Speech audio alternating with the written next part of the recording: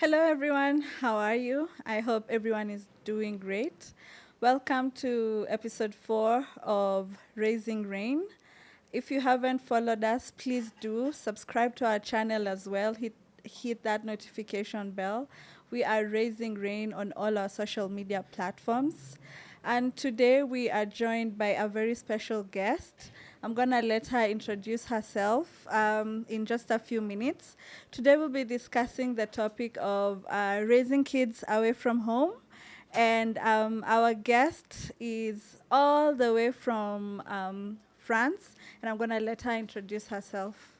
Hello, Sally. Hello. Thank you very much for having me today.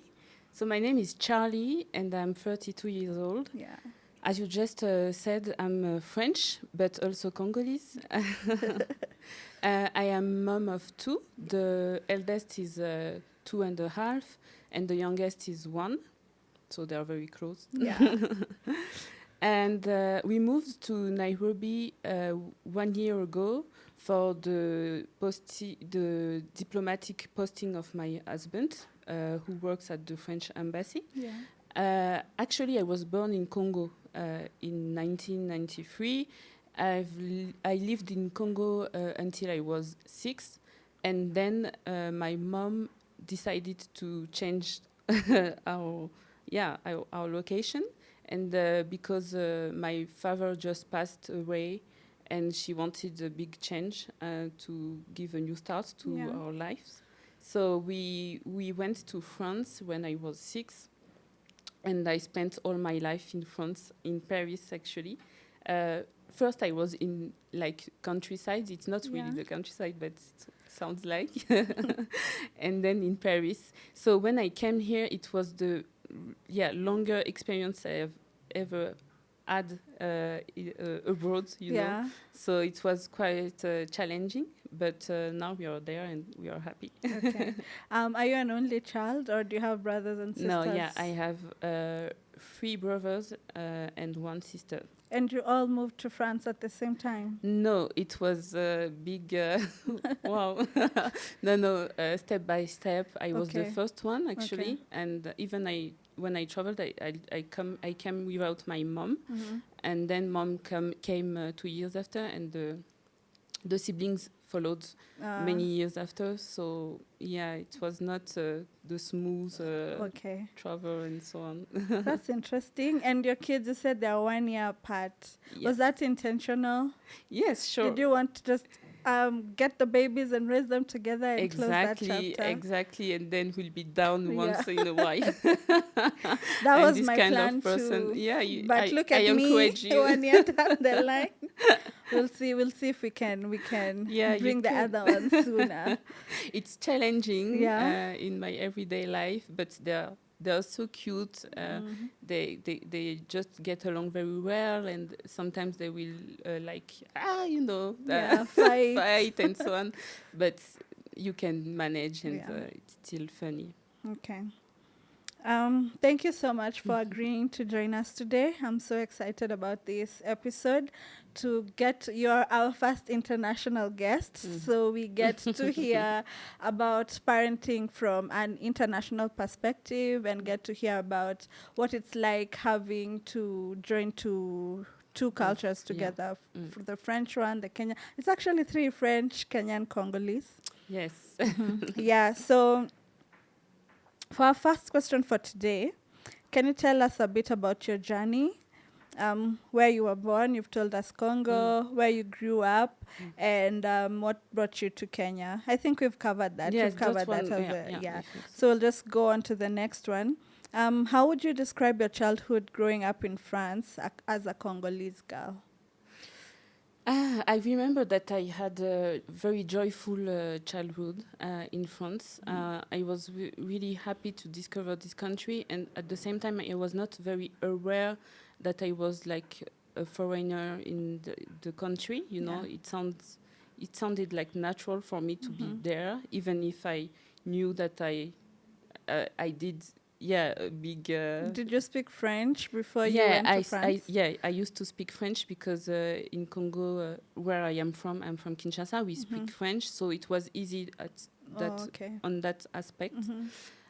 So yeah, I was very lucky because it was joyful. It was I was I was seen like this funny girl and happy girl, always kidding, always. I had like this loudly, Personality.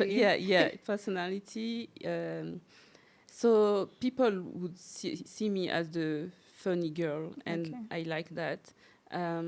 But at the same time, I remember that I experienced like microaggressions, linked to some kind of racism From kids. from kids, because I think when you're a kid, you always notice differences and you put them out, Yeah. Mm-hmm. like this person is different. And I remember, for example, when I was very young, I was like 8, and we were at school with my cousin.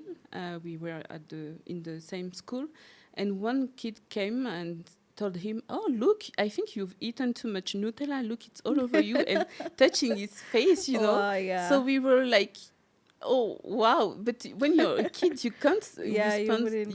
You're like, okay, so you feel that injustice, but you don't have enough power to defend Yeah, yourself. to actually do anything about it. Yes. Plus, I think you'd also feel like a minority because you're in a foreign country and it's predominantly white. So I think also Yes. for them, seeing black kids is like not so, it's not something they get to experience every day or any other year. Exactly. So I feel like even as a black kid going to a predominantly white school, and it's your first year there, and also the other kids see you, maybe they've never seen a black person before, they're Yes, like, we were not so yeah. many. Can You're right. imagine. So I was we were like the black family among the whites. So that was a bit difficult to navigate through, but yeah, it was not if I have something I have to remind of, remember, yeah, sorry, it will be like just this joyful environment. And yes, I mean, childhood is an amazing period Yeah. where you're just enthusiastic about everything. So I was this kind of child. Okay, and did the racism follow you into adulthood, or were you okay? Because I know there's those few people who are just like, just try to poke at you for no reason at all. Oh, for me, my experience was, I think that I was really among white people, in my studies, even after in university. I always was like the black girl. So I think that it became a racism a bit more subtle. Even people were unaware of that. But for example, you have long hair for a black woman. They don't mean it, but like it's like a comparison. It's like, yes. Oh, yes, as all black women, you dance very well, or this it's kinds subtle, of remarks. Yeah. And I used to get over. I don't know how I can say it, but make as if it was nothing to me. Yeah. But actually, I think I really in a way that's made me feel like very different all the time. And I built my personality according to that. Like I wanted them to see me as they were also. Yeah. Yes, not different. Yeah, because you're a human being at the end of the day. Just because Exactly. you're black doesn't mean like you're different. Yes. It's just the color of your skin, Yes, but yes. everything else is the same. Yes. Yeah.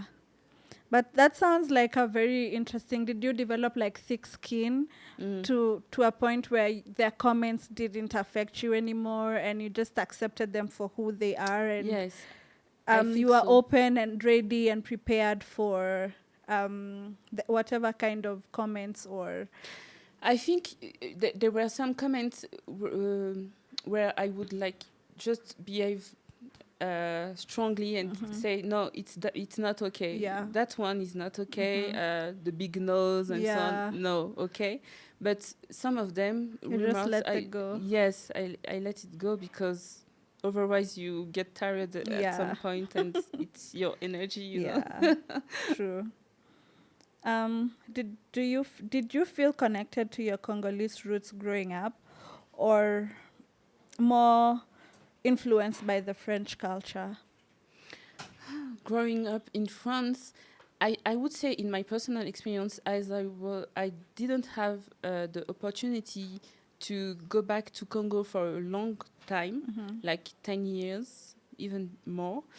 I didn't feel that connection to the country and the culture in my everyday life, even if I think that my mom played a critical role for that, and am very thankful to her about this aspect, because she kept me in a way close to the community, because she had Congolese friends, Yeah. very rooted to Congolese background. Yeah. She used to cook Congolese food, to speak to me Lingala, the language. So thanks to that, I kept a how can I say, a link Yeah. To with your. to Congo, but it was not that much. I felt more French than Yeah. Congolese. It's And allowed. I'm still today. Even today, you feel Yeah, like more yeah, French yes, than Congolese. yes. And can you speak Lingala, or can you just hear? Yes, it's a good question, because when I came to France, I forgot Lingala because mom was not there for 2 years. Yeah. I came a bit before her, so I forgot completely. It was like, okay. And then when she came, she taught me again and so on. So it was like rebuilding this relation with my mother, my mother tongue, actually. Yeah. Which is very important for everyone. So I think that in my childhood, I didn't realize that it was so important to remain rooted And to your culture. to my culture. But when I look back at it now, I'm very proud of having a mom who dives me into that journey. It And was your important. kids, do you teach them a little Lingala? Oh, it's hard. Yeah. It's hard because my husband is French and just French, like white. Yeah. So I'm the only one who can Speak Lingala. Yeah. So it's not so natural to me, but I try. Okay. Oh, yeah, I try, but I really struggle about it. I can as imagine. I didn't start when Timothy was very, Young. a baby. Now it's getting a bit weird.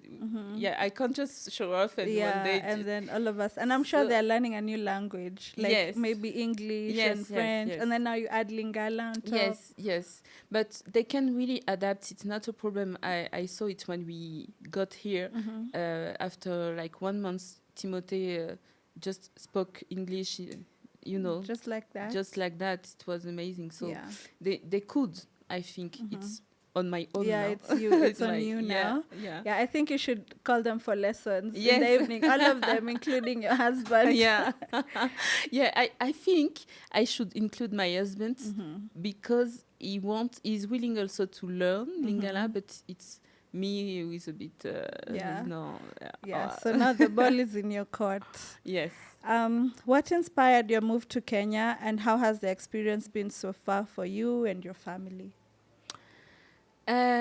So the first part of the question, sorry. What inspired your move to Kenya? Okay, so we when we had to choose the posting for my husband's job, we were like, what do you want? What do we want? And for me, it was a big motivation to go back to my African roots. Mm-hmm. And so I thought of Congo first, but it was not possible at that time and so on. So I felt like, okay, why not Kenya, because we share so many cultural similarities. Yeah. And when I got here, actually, yeah, I confirmed that, because it felt very natural for me. We have this common sense of community, this common sense of respect, the way we relate to people, and everything is so close to what I know. So I feel like home here, Yeah. at home, and it's very pleasant, and it's like a comfort for me, because when you're far away from home, I think you look for something that you know, something that feels like home or familiar. The second part of the question is, how has your experience been so far for you and your family? Yeah, so it's been a good experience, because we feel like Kenyan people are very welcoming. I haven't experienced any racism because I'm Congolese, or neither my husband, because he's white. No, not at all. People are, very welcoming. But I think that the challenge for us is to really get into the Kenyan way of life, you know. I told you a few minutes before, but I remember when I was a child, I always was critical of my mom, because I was like, Mom, why do you keep your Congolese accent when you speak French? Why do you so often cook Congolese food? And why don't you try to be like French, you know? And even when you're a child, you compare yourself to other people and so on. So it was like a complex. And today I find myself like more or less in the same situation, you know. I feel like here in Kenya, I have kept my French way of life, and I would like to try to sound more Kenyan and so on. But you know, I like when I speak English, I have my French accent and so on. So I'm still like, okay, looking back at that time, Mom was doing well, and I'm trying as well. So step by step, and we are also willing to make more local friends, not to stay in that expatriate world, let's say, because it's the easy way to when you come in a new country, adapt. Making new friends. They take you to new places, and they get to teach you about the local culture and all that stuff. So that sounds nice. I had a question. What did I want to ask before we move on? Oh, the kids. Yes. How are they settling in? They are doing so well. Timothée, when we came, he was 18 months. And so I was, a bit worried, because I thought like, oh, would he miss his friends, his nanny, the family, and so on. But actually, everything went so naturally when we got here. He really adapted very easily. And I was very surprised about that. But we were lucky, because then Elise was born here. She's Kenyan, actually, for me, Kenyan in my heart. And I think your family, I feel like your family is like expanding into different countries. Exactly. From Congolese to French and now Kenya, France. You guys are just global. And it's just the beginning. So, yes, and I think Elise has more this mind, like a bicultural mind already, because she was born here, so she has always had a bilingual approach and so on. So it's different for her. She's like Kenyan, French, Congolese, all at the same time. Yeah. That sounds like a very joyful experience for the both of them actually. Mm-hmm. For I think for Elise, her name is Elise. Yes. She gets to experience life from a Kenyan perspective, and Timothy from a French perspective now to a Kenyan perspective. Exactly. Yes. Yeah, that sounds like they'll have a lot of stories to tell their grandkids. Oh, yes, sure. How did growing up in France shape your sense of identity, and how does that influence the kind of mom you've become?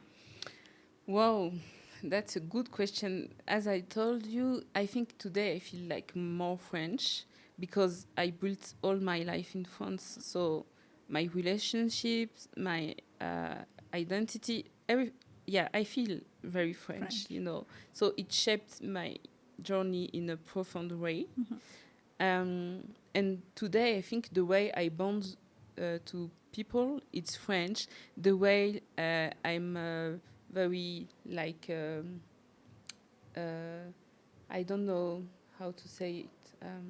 Yeah, I think in many kinds I'm French, Yeah. but I have also a Congolese aspect, a Congolese side that I'm very, I really value, like the respect for elders, you know. Yeah. It's an African It's an value, African, yeah. shared value. You know, you always have to grant respect to the eldest and so on. In French culture, it's a bit different, you know. Yeah. Yeah. So in in my faith, also, I think I'm very Congolese because it's something that's really bared me, it really carried me all my life, my faith. Yeah. My mom always took me to church. So, yeah, prayer is very important for me. And that's the Congolese background. So I try to mix both of them. So your kids they get the best of both worlds. I hope so. Yeah. Moving to Kenya with your young kids must have come with its own surprises. What were the biggest adjustments you had to make as a mom? Actually, I was surprised because there were not so big adjustments, but because of their age, I think. As Timothy was very young, and Elise was born here, everything is natural. They just they live their life naturally. So everything just fell in seamlessly. Yes. It didn't like destabilize their life in any way. Yes, and I think it's also the way that we approach things with my husband. You know, when I came here, I was pregnant. I was like 7 months pregnant, and when some people saw me, they were like, "Wow, you're going to give birth here?" And I was like, "Yeah, Kenyan people were born here. I mean, what's the problem? What's wrong with that?" So many people sometimes they get worried about many things and so on. But for us, we are used to just going with the flow. Yeah, exactly, going with the flow. And I think that the kids are very sensitive to that. If anything is wrong to you, they will feel it. But if you are comfortable with the situation and so on, they will also feel it. So it's important for me to just relax, chill, and we take things as they come. How was it having a baby far away from home and family? It was, I will lie to you if I said that it was just easy. It was not. We really missed our family at that moment, but I think the delivery went on very well. So we felt lucky for that because it's not guaranteed anywhere. And we had this environment. I mean, Nairobi is so nice. It's so peaceful. And one of the things I like the most here, it's like just you take easy. You can take it easy, you know, just okay, you let it go. And we were like in that flow, so it was, when you give birth you can feel a bit overwhelmed Overwhelmed. and so on. So it was not the case at all. And we were lucky enough to have a great nanny and so on. So everything was very smooth. And as we surrounded ourselves by already friends and so on here, we were lucky enough also to have visits and so on. And the family came also Oh, not so long nice. after. So Nice. yeah, it was nice. I'm loving your experience, and I'm loving that your story is more focused on the positives. It sounds like you guys just settled in so nicely. Yes, Yeah. we try. Um, how are your children adapting to the culture, language, and the environment here? Very well. Yeah. Timothy speaks fluently now Mhm. English. He's even better than me. Than Like Yeah. so yes, and I'm sure that Elise will do so. About the other things, I think that they're already like outdoors to play and so on, so they really appreciate that. Yeah. In Paris, we are more home. Yeah, indoors. Yeah, indoors. So for kids, it's a paradise here. I mean, Especially because they get to play throughout the year. I know in France at some yes, point it gets so it's cold. Yeah. Yes, so you're restricted a bit by that. No, I mean, it's a paradise.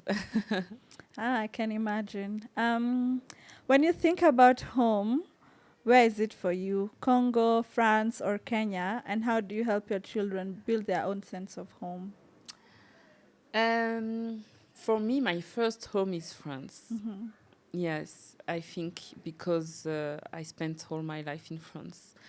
But if you told me that you had to remove that Congolese background from me, I would no, Yeah. I am Congolese. Yeah. And so yeah, I hope that in the future I'll be able to take my kids also in Kinshasa to make them discover the country and so on. Yeah, so did I miss a part of the The other question? one is how will you help your children have their own sense of home? I think that for my kids, I'd like them to feel at home here, because it's the first years of their life. It's so important. It's the beginning of many things, especially for Elise, who was born here. So it's like Kenya is their country, Yeah, and it's the foundation of their raising. 'Cause Yes, these are yes. the memories they'll carry forever. Forever. So for me, it's a big foundation. And as personally, I'm not really in a Kenyan way of life and so on. I'm still learning. I really rely on school because they are already going to school, nursery, to pass on this culture, and yeah, to transmit the Kenyan style, Of life. culture. Yes. So for me, the school will play a role for that. For sure. Even their friends, the friends Yes. they make. Yes. Yeah. Yes. Alrighty. What's been the most beautiful part of raising your children in Kenya? What I like the most here is that people are really enthusiastic about parenting, about having a new child and so on. Whereas in France, we are more stress focused, Yeah. about the journey and so on. So it was very pleasant for me to experience this enthusiasm about kids and parenting. It was also reassuring, You were like I'm on the right path. yes. I feel like European women are mostly child free. Yes. They want to adopt a dog and Yes. be pet moms or something like that. Yes, for many reasons, and that belongs to them. But yeah, I think sometimes we've lost this enthusiasm about parenting. So here I was very lucky to feel that warm.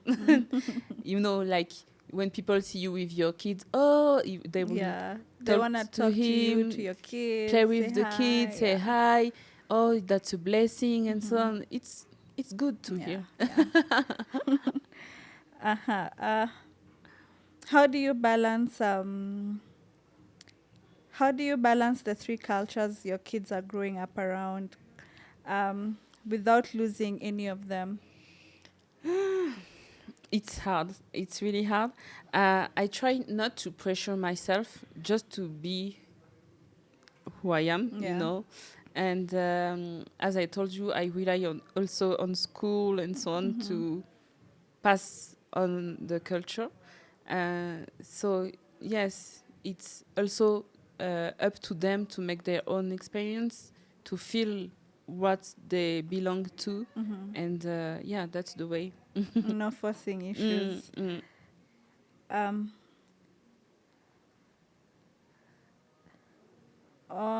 and on the flip side, what's been the hardest or loneliest part about parenting away from your familiar support system?